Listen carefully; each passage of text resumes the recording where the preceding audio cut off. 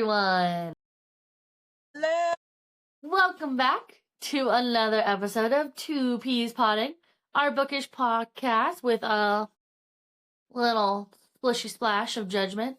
Just a splishy splash. Today, I'm crazy. No? we're not talking about one book specifically. We wanted to just put out some recommendations. I don't know if I call them recommendations because we haven't read them, but new books that are coming out during the holiday season, for the holiday season, if you are somebody who enjoys a seasonal read. Yeah. They're holiday book releases that we've found that could be interesting. So we wanted to share them with you guys. Yeah. But before we get started in the holiday books, there is one that I do want to mention that I'm really excited about. And I got really excited last night when I was on Instagram because I forgot that this book it's not coming out. Like, the book has already been released, but they just released a special edition, like, very pretty version of the book, and it's Nightsbane by Alex Astor. It's the second book in the Lightlark series, and I have the first one, and the first one is beautiful. If you don't have the special edition Lightlark book, go buy it, because it's the most... Okay, it's not the most gorgeous special edition I have, because her Grimm and Oro book is even better, but I don't know who collaborates with her to make her special edition books, but they are chef's kiss. So I'm really excited to go get the Nightsbane book today after I decide to go to work. Oh, I have Lightlark. I haven't read it yet, but I just have haven't? The regular traditional soft cover. I haven't. I have it, but I haven't read it. Riley! I think that's my favorite YA fantasy book. I mean, I follow her on Instagram, and she looks fun. I just haven't... I keep saying I'm going to read it, and then I get distracted by something else, and then, I have a squirrel brain. You chose... Okay, I'm kind of low-key offended that you chose to read Quicksilver over Lightlark. I got bullied into reading Quicksilver. Okay, well, then I'm going to bully you into reading Lightlark. I'm going to schedule text messages to send you a text 3 times every day. Read the book. Read the book. Kylie, read the book. That's what Melissa did, and that's what I'm doing to Melissa right now, to read The Boyfriend. Because I was like, you know what? That one is... You made me read a 600-page book. You can read a little over 200-page book and be fine. And The Boyfriend was so good. I think so good. I think to date, that is still my favorite Frida book. I haven't read as many as you.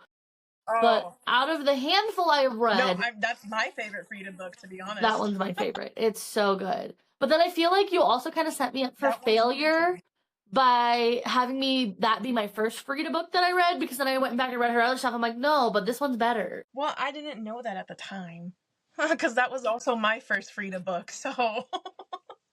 But I like her work. I'm excited to read The Intruder now that I have it. Yeah.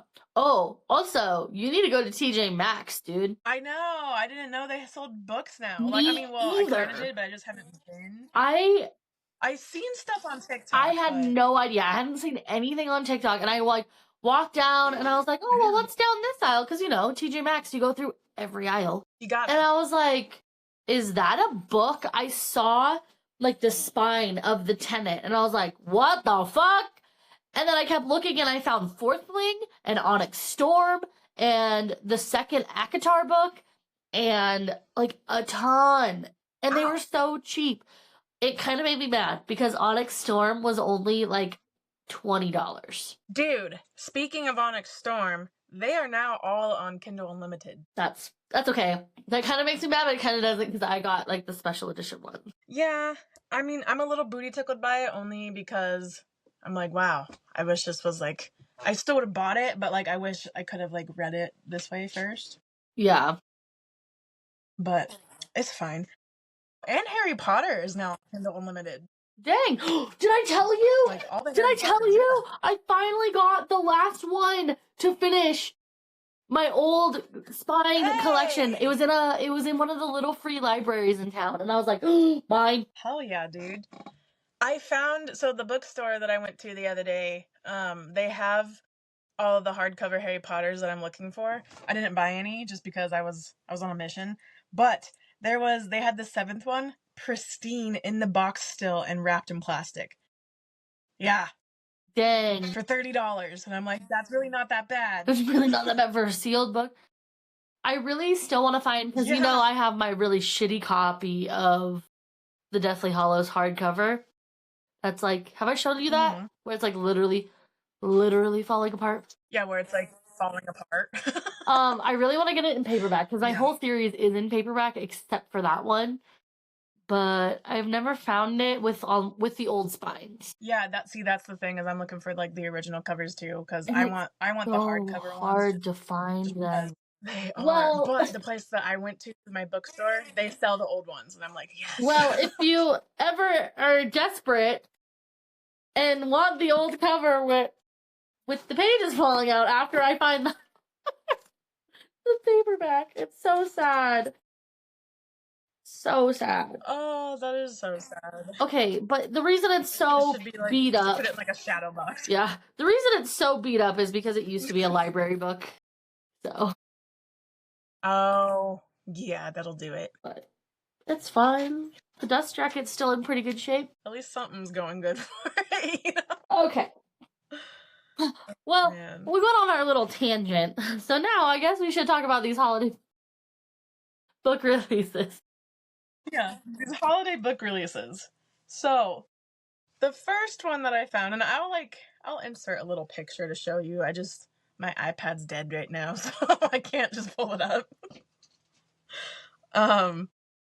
First one is called I'll Be Home for Christmas by Jenny Bayless. It is 443 pages long, and it is already released. It released on September 23rd of this year, and it's got, so far, a 4.13 out of 5-star rating. 4.13. That's not bad. Yeah. And it could have gone up from the time I wrote this out, because I wrote this out like a little bit ago. So, so at the time I read this, that's what it was rated. And I guess Jenny Bayless is known as the Christmas book queen. So, maybe it's going to be a good one. And the basis is basically that the FMC Fred Hollow Huntvis is returning home for Christmas after a series of unfortunate events in her life. We can all relate to that. Yeah, I'm kidding. But I know, right? She always feels out of place in her hometown, so she tries to throw herself into work because, that's going to fix everything. Here we go. I got you. Why do we think that? There it is, right there. So that is the cover of it. It looks super cute just by the cover, honestly. It does look really cute. Yeah. So she's trying to throw herself into work, right? But then she connects with her old best friend Ryan and starts to feel things. He feels the feels. Mm-hmm. As well as also finding some sparks with a man named Warren, who is a charming journalist who is covering her hometown of Pine Bluffs for the Christmas market in the Daily News. So typical Hallmark. Typical Hallmark, like love triangle vibes that I'm getting. So sometimes that's what you need for the holidays. Yeah, especially Christmas season. Like, you kind of need some of those cheesy Christmas books, but maybe it's not so cheesy since it's got like a 4-star rating right now. Yeah. So, honestly, the one I'm excited for is the next one. I think I'm gonna read the second one that you found. Which one? The Christmas Book Flood. It's a standalone. Yes. I knew you were gonna like this one. That's because it's a standalone World War II historical Christmas novella. Give me anything historical World War II fiction and I will eat it up, okay? Love it. Oh, it's 175 pages. That's too short. Too short. And it's a friends. It's a friends to more tropes, so. And that's not normally like my favorite trope, but for a World War II historical fiction, I will suffer. You will suffer. Okay. I'm sorry, my dog is crying for no reason. That's okay. Mine is now up here too, and she never comes up here. Maybe she heard Splinter. She's like, oh, what's wrong? So that released earlier this month on October 7th. So it is out and ready. Maybe we should read it for the Christmas. I'm excited. Because this one, what is this one? This one is about, it's in December of 1944. towards the end of the war. But at this point, like, once you're in war for 4 years, your economy, well, more than that over there. They were in war since like 38. So, like, 6 years. And so they're really feeling like that economic strain. And so she's wanting to have her niece for Christmas, and she's like determined to make like Christmas good for her niece. And take their mind off of all the shit that's going on. Like, I couldn't even imagine like what it was like to be alive during that time. I mean, especially for like, yes, but almost all the way. Also, especially for like children, because like they don't really know what's going on. You know, like I can't even imagine what it would be like. Like, I mean, it fascinates me, but I can't even imagine. well, and then just having to like you think like day to day having like the struggle of having to like deal with day to day things with all the things that are rationed and the lack thereof supplies and like things you need. But then like when you think about the holidays, you always kind of like you're like you do extra things because there's those traditions, the foods you make and all those things, and then having to take into consideration things being rationed and like you couldn't even get sugar. Like you had to have coupons to get a certain amount of sugar and flour because it was rationed so much. So you can't even make like those feel good things that you like to eat during the holidays. Like, and I've never thought about like on a holiday aspect. Like in my mind, I'm like, nope, you're at war. Like nothing else matters. Like you're just trying to survive. Like fuck the holidays. But then at the same time, you're like, no, you need some sense of like normalcy. Some sense of normalcy, some sense of like coming togetherness, especially during that time. I feel like, you know, because it was just so crazy. Yeah. So Tatiana wants to cheer up. When I found that one, I was like, oh yeah, Sam's gonna like that one. Oh, absolutely, I will. That is right up my alley. So the main character, Tatiana, wants to like cheer up her niece, and so she recruits Anders. And as they try to bring, so this is like they're Icelandic, so they're trying to bring their like Icelandic traditions for her niece. She finds herself falling in love with Anders. And so I think that's gonna be really cute. I was so excited when you found that one. I was like, TBR, let's add another one. Why not? I knew you would be. I was like, oh, she's gonna be so stoked about this one. Yes, I am. Yes, I am. I'm also really excited about the next one because the Strawberry Patch Pancake House redeemed this series for me. So the next one. Okay, so the Strawberry Patch Pancake House made me want to read like all of them, but the next one is the Gingerbread Bakery. The Gingerbread Bakery. This one sounds so cute. This one sounds like I went up to Leavenworth, Washington, and they have this gingerbread bakery, and that was the first thing I thought of when this book came out. I was like, oh, it's that place. Oh, man, yeah. So this one, It's 358 pages by Lori Gilmore. It's a part of the Dream Harbor series, so the Pumpkin Spice Cafe, the Strawberry Patch Pancake House, the Cinnamon Bun Bookstore, Christmas Tree Farm. This book, and then she has another one coming out in the spring. It's like a flower shop one. The Daisy Chain Shop or something like that. Yes, that's it. Okay, her titles are like low-key a little bit too long. The Strawberry Patch Pancake House. We struggled so much when we recorded that episode. We're like, the patch, strawberry, pancake, the pancake, strawberry. Oh my gosh. I felt like every time in that episode when we tried to talk about that book, it reminded me of the scene in Finding Nemo when he's trying to say anemone. Anemone. Like, it's a struggle. Yeah. Okay, I don't feel like this one's like 10 times before we started reading. I was like, what the fuck is this book called again? Patch Strawberry Pancakes? What? I feel like this title is as bad because gingerbread, it's not broken up into two words. You don't say the gingerbread bakery. It's the gingerbread bakery. So that's true. When you say it, it's a flow. Yeah, not the Strawberry Patch Pancake House where you have to actively tell your brain what you're saying. Oh, God. Also, I feel like Gingerbread Bakery. Oh, God. The Gingerbread Bakery. I feel like I'm really going to like this one because it has my favorite freaking tropes in it. Enemies to lovers and forced proximity. Hell yeah, let's go. Oh, it's got a 4.12 And there was only one rating. bed in the inn. You killing me.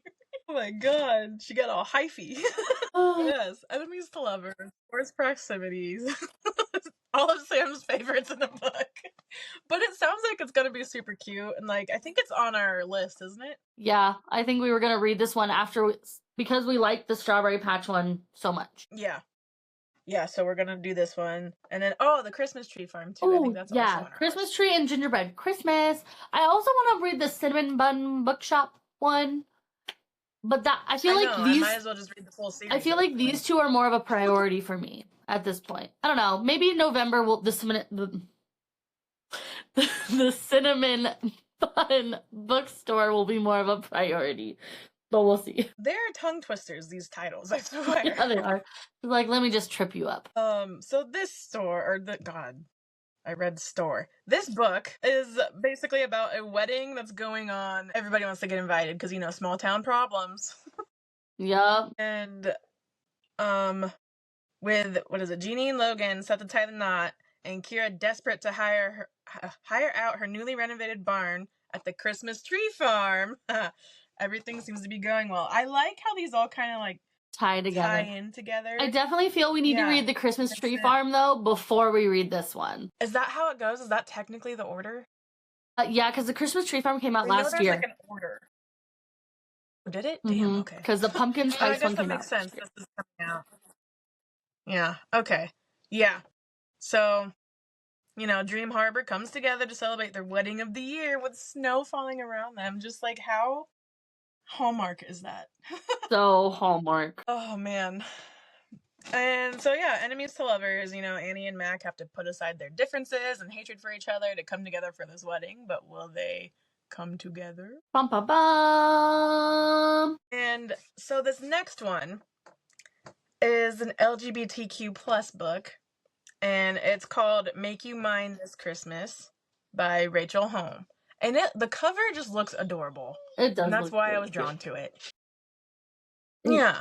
It does. There's no ratings on it yet, but it did release on October 9th. It's a second book in a series. Okay, that was, yeah. But like I said, I made this list like a little while ago, so there could be ratings on it now. But at the time, there was no ratings. But it came out October 9th, so it's very, very new. Very, very new. Well, we love a good Christmas. Oh, forced proximity. Yes. I was waiting for you to see it. I'm like, I'm gonna let her see this because she's gonna be so excited. I don't know. The only thing that might turn me off on this book is the Christmas puns, because last year I tried to read My Neighbor Who Stole Christmas, the one that was like super Grinchy themed, and it was too like gimmicky for me, and I could not. I read the first 2 chapters and I'm like, I can't fucking do this, and I DNF'd it. No, I did the same thing because I told you that I was gonna read it, and you're like, good luck. I couldn't get past the first 2 chapters, and I think I made it like to chapter 3, and I was like, okay, yeah, I can't do this either. Yeah. Like, it just made me want to watch as long The Grinch, as it's just like a few goofy like puns. Yeah, that was me too. I was like, I would rather just watch The Grinch than read this. So as long as the puns aren't like super cringy how that one was, I will be fine. Yeah. So, oh, really? I'm so sorry if you just heard that. Splinter is just... He wants to get involved in our conversation, so he's talking. He's a guest star on the pod today. Oh, man. So I'm sorry if he yells. This is the second book in the Holly Ridge series, but they're standalones. They're like it's like the Cinnamon Bun Bookshop and all those. They're in the same world, but they're not like, you don't have to read them. So they're getting ready for the Winterberry Glen Holiday Festival, and the main character is Austin, and the last person he expects to find at the Santa's workshop is his ex-boyfriend. And so 10 years ago, Brody left Austin behind for law school, only leaving a note and a broken heart. Now he's back wearing a big red suit. Rude. Yeah, that is pretty fucked up. A big red suit, and Austin just agreed to be his elf. So how could you imagine, like, you signed up for this job not knowing, like, who the other person is, and you have to stand next to your ex every day in front of children and be happy? I'd be like, I quit. No. No, I would see him walk through the door and I'd be like, okay, if he's in, I'm out. I'm sorry. Yeah. But the Like, I only don't want thing to. that gave a spark a change is that Brody isn't the same person he was 10 years ago. Obviously, like, hopefully, well, not obviously, hopefully people change. That's the goal, right? So 10 years later, hopefully you've improved yourself a bit. And so, as a professional Santa, he jumps at the opportunity to fill in at the holiday festival in the hometown of the only man he's ever loved. And so, Brody heads back to Winterberry Glen with the only thing on his Christmas list, a second chance. That's so cute. And so the whole So story cute. is, can they put the So past cute. behind them and build something new? I think that's cute. And like, I don't know. I feel like it's refreshing to have the man say like, "Oh, I was wrong. I changed. I need to get this back." You know? Honestly, though, like, I like that because it's like, you're trying to prove that you have changed. You're not who you were 10 years ago. And depending on the ages, like, was he a kid 10 years Well, ago it said like right or after high school, was he so just confused? 18. Yeah. Bye. I'm gonna Okay, go so a kid. experience. Like, I'm gonna go Yeah. build my future. You know? Yeah. Yeah. But it sounds super cute. That sounds very, very I cute. might give it a dabble. I don't know how many pages it is because It it didn't tell me at the is. time when I looked it up. Dang it! I thought there was. Nope, I didn't see any. Yeah, I'm gonna guess probably around 300 something Yeah, pages. the typical. Like typical book pages. And this next one, it sounds really cute. It's called A Little Holiday Fling by Farah Heron. Look how cute it looks. Oh my It gosh. does It's look very cute. 368 pages and it just released on October 21st. So what was that last week? So like a week ago. Yeah, last Friday. Yeah, I think so, yeah. Something like that. Yeah. Yeah. So it's like new. Dang it! It already And has at the time that I wrote this, yeah, it's what's the ratings that you said? 4.18 out of 5 Yeah, not bad. for something that was released a week ago. I mean, granted, some of that's probably Yeah. ARC readers, but still, that's a really good rating for a holiday book. I feel like a lot of holiday books don't get great ratings because they are those like gimmicky things. Holiday books are so hard because it's like for me personally, I don't want to read something that is a Hallmark movie, you know? Yeah, I agree. I'm not. Because like I can only handle so many Hallmark movies. So it's like, okay, I don't want to read about one. Yeah, I agree. I'm not the. I don't love Hallmark at all. Like, I don't watch them. And so, like, they annoy me, but I don't know. I can read them. It's Typically weird. don't either. Oh yeah. See, I would rather watch it than read it just because they're so predictable. That's like, what's the point of me reading it when I can already predict how it's gonna end? Yeah, I like to read them because then I'm like, oh, I can predict it, so I read faster because I'm like, I don't have to pay as much attention, which is really bad, but I mean, I like the mindset though. I can get my book goal pretty quick that way. Like those little novellas. That's fair. I love just novellas. But the basis for this book, holiday season means joy, generosity, and warm memories. For Ruby, it's all these memories of her late mother, and she's on the verge of realizing the dream that she and her mom had of moving to England and opening up a cozy little inn. That's what she's trying to achieve. The only problem is Ruby does not have hotel experience, and she needs that before you open a hotel, obviously. I mean, it's probably like would be for the best. Yeah. I mean, unless you want to be one of those like hands-off owners that just like signs the paychecks and you have a manager run everything, but it doesn't seem like she's gonna be this person. Yeah. So yeah, Ruby needs some hotel experience. So what do? You go out and try to find the hotel experience. So she it sounds like this book switches points of view, which I love. I do love that too. I love a dual POV book. And so Rashid doesn't get the holiday hype. He's not a holiday guy. He's like, bah humbug. He's the Grinch, okay? And so when he meets a woman dragging a Christmas tree alone from the holiday market, he has to offer to help because he might not like Christmas, but he's not an asshole. And he soon he meets Ruby, and of course he meets the one person who absolutely loves Christmas, the one thing that he does not like. Yes, I love it because it's giving me like grumpy and happy, and it's like, The Grumpy oh yeah, Sunshine, I I do love like that that a lot too. too. But Yes, the Grumpy Sunshine's like one of my favorites. I do love when the Grumpy Sunshine is mixed, is flipped. I like it when the guy is the sunshine and the girl is grumpy too. I think I like that better. Oh my Stop. god, me too. I love that too, but like, I'm down to read either one. I just love the Grumpy and Sunshine. Yes, me It's one too. of my favorites.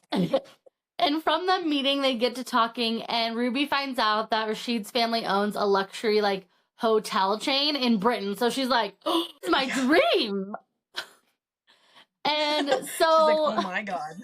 she offers to make his niece's Christmas like amazing if he'll introduce her to his family to like be able for her to be able to get that hotel experience in the one place where she wanted to be. Like, and they're like, I oh, mean, yeah, how like this is all coming together. yeah, Excellent. that's like so perfect. Oh my god, sorry, my dog just came in here and ripped ass.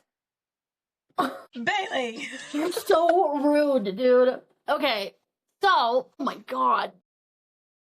So that's when like their friendship really starts. And she's afraid that she's like obviously they start a friendship and like you meet a handsome man who helped you out of the blue. And so she's afraid that she's falling for somebody just like weeks before she's moving literally to a different country across the ocean, and she'll have to decide like does she want to stay here and pursue a relationship with him or move to England to pursue her dream that her and her mom had. Ugh, yeah. But like you could have both. Right? Just do the experience Just, here. Yeah, exactly. Do the experience there, If I mean, you guys could just open one together where you are, I don't know. I could see some problem solving happening. Yeah, it's very simple, really. Why are you making it so complicated? Yeah. Yeah, it's not that deep. It's not that deep. But it sounds really good. It's got a good rating. So, I don't know, maybe we can add, or maybe you can add those to your TBR list, I know a couple made it on ours, so. Yeah. You made it on ours, and then My never ending. oh, okay, yeah, and I just bought this whole literally. Why do I do this? I literally just bought this whole stack of books. With what time to read them? But I bought them anyway. I mean, you gotta. I just bought 5 new books the other day. Well, and I'm literally going to buy another one today. Yep. Yeah, I when I went to go buy a book, it was just to try to find The Intruder, and then I found like 4 more books to add to it. But in my defense, one of them was a dope collector's edition of The Outsiders, and I've been meaning to replace that book for a long time, so I was pretty happy about that. That's really cool. Yeah, that's my favorite. In my defense, the book I'm buying today, I've already read it, and I gave the non-special edition one to my sister-in-law. So I'm just replacing the book I already had. There you go. Yeah, see? Okay. All right. Back to the Quicksilver thing for a second. I also read that because Melissa gave me the book because she bought the special edition book. So I was like, okay. So I don't have to go out and get it or anything. I don't have to read it on the Kindle. Fine. I've tried reading it on Kindle 3 separate times. And it's just not good. It takes way too long to get into, and I can't. I need a book. Tell me about it. It took me 300 pages to get into it. Yeah, when you told me that, I was like, oh, hell no. I am not picking up that to attempt that again. Absolutely not. And to be fair, this is just like our opinions. Like Melissa, my friend, she fucking loves that book. Like she's read it, I think, like 3 times already again. Apparently my opinions and Book Talk's opinions are very different. Because this is the second book that everyone's like, oh my god, it's so good. And I'm like, that is not good. Okay, I can't say it's not good. I didn't read it all the way, but I DNF'd it. And it takes a lot for me to DNF a book. Me too. But I was too committed when I got 300 pages in, so I was like, I'm not going to stop at that point, That's how I felt with Throne I of was already Glass. I halfway already done read 3 books and I bought the 8-book series, so I'm like, well, fuck. I have to read it. Yeah. So, yeah. And it's just like, so Quicksilver, in my mind, I just thought it was going to be a lot different than it actually was. Like, I don't know. And this is a personal thing for me. I cannot stand the overuse of the word mate in a book. And it started to get under my skin because they start to overuse that word in that book too. And I'm like, oh my God. I feel like that's what every book is using. I don't know why. Now, any fantasy book, it's always mate. I hate it. We're fated mate. It. No. No. Quit it. Find a new word. You don't need to overuse the word. You know, like, not even find a new word. Just maybe you don't have to say it like every 5 sentences. Like, my mate. My mate. He was my mate. He is my mate. Okay, I get it. He's your mate. Shut up. Can we move on? Can you call him by his name? Can you just say something else than my mate? And a lot of people agree with me on that. Like, I posted it in one of my, like, book groups on Facebook, and they were like, oh, yeah, I hate that. And it gives me the ick. That's what it is. Gives me the ick. Well, you want to know something that it gives Splinter the ick, too. Apparently. It really does. He feels some type of way about it. He feels some type of way. Well, you want to know what book series doesn't give me the ick? The Lightlark series. Okay, I get it. I'm gonna read And it. speaking of that series, the 4th book comes out on December 4th, and I am so excited. 10 out of 10. Wait. There's already 4 books to that series? Yep. But you don't have to wait very long for the books. Not like fucking Rebecca Yarros, and you're gonna have to wait 4 years for book 4. No. So, does she poop them out as fast as Frida McFadden does? Not quite as fast. So the last book came out last December. The 3rd book came out last December, and then she came out with the Grimm and Oral dual point of view that covers books 1 through 3 in October. And then the 4th one's coming out in December. Okay, that's still pretty fast though, like a year. Yeah. They come out pretty quick. Not bad. Okay. You're gonna have to give me like a list of all the books and what order to read them in and all that. Okay. 1, 2, 3, Grimm and Oro, book 4. Got you. Okay, alright. Okay, that's simple enough. Basically in publishing order. Yesterday at Sam's Club. And okay. So what are you doing now? It's so pretty. Yeah, I saw them at Sam's Club yesterday, but like I was buying food, not books, so I couldn't get it. Well, and the temptation to read that, you can't read that until you've read books 1, 2, and 3. That's fair. That's why, so I only have Lightlark on my shelf because I do this thing. I try not to buy a full series until I've at least tried it out first to make sure I like it. Don't do that. 0 out of 10 recommend doing that. Learn from my mistakes. I spent $150 on a book series I hated. Oh, man. But, yeah, so those are our holiday book release recommendations. I don't know. Just book releases that have come out. Yeah, or are going to come out. Holiday-related books. Yes, and then just other books that, Sam's excited to come out because I didn't have any other than the Christmas ones. Splinter. Yeah, you're gonna but be okay. Let us know if you add any of these books onto your TBR for the holiday season. And if you've already read them, let us know how they are. Well, we hope you enjoyed this episode of Two Peas Potting. Be sure to like and follow us on TikTok and Instagram, and like and subscribe on YouTube.